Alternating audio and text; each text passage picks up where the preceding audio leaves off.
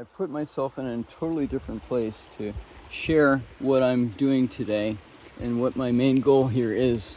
Come on, Luna, sit down or lie down. Over here, over here. Come on, lie down, baby. I don't want you in the middle of the photograph and all of that.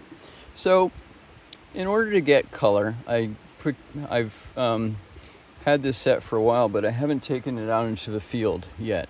I've primarily have given up on doing color artwork, but for the sake of starting from scratch and also for seeing the weather maps and so forth, I am going to be working with probably only 3 or 4 colors, looking at the weather maps and looking at the write-up and all of that, and show you screen by screen what I was looking at. So here's the material, what I was looking at, some of the information that I picked up on, the things that I'm aware of are THWLFS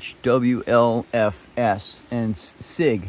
So I looked at all of this data coming off of several different weather maps yesterday, which is in I would say it's the same day, but it was yesterday, and I'm adding this in both for the sake of clarity with it's sort of an outtake, as well as this video is just directed towards the information I gathered on W, which is the weather that I was tracking yesterday, which had nothing to do with my day and so on. It just came up and I'm like, hey, track a storm. So it's another thing that I've been doing for a long time, tracking storms, but I didn't know as consciously what I do to track a storm. So I look at, first of all, have I gotten a warning from the National Weather Service? Second, I'm looking at 2 sources, primarily the NOAA.org, that's National Oceanic and Atmospheric Association, and Weather Underground, WUNDER, ground. So W, Weather Underground, or Wonderground, they're called. If you look them up, don't take the sponsor, take the one that is Wonderground. I think it's org as well.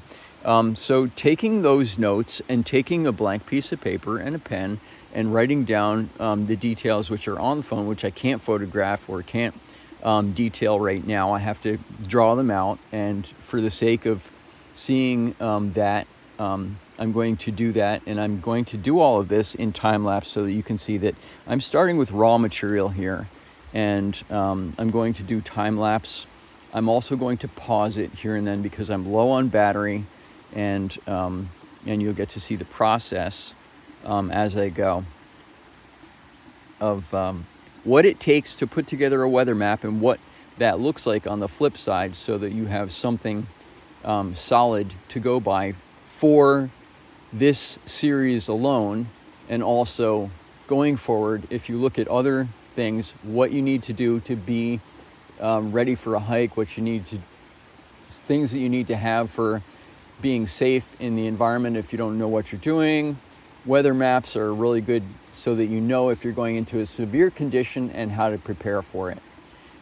Thank you for watching, and watch the next video in the series. Hopefully you've watched the other ones in this series and that this appears as a sequence.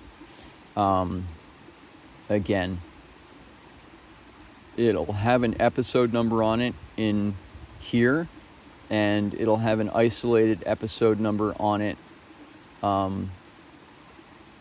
in an entirely different location, probably a 1, 2, and 3, whereas in here it'll have an episode on it, and maybe it'll be in the same place.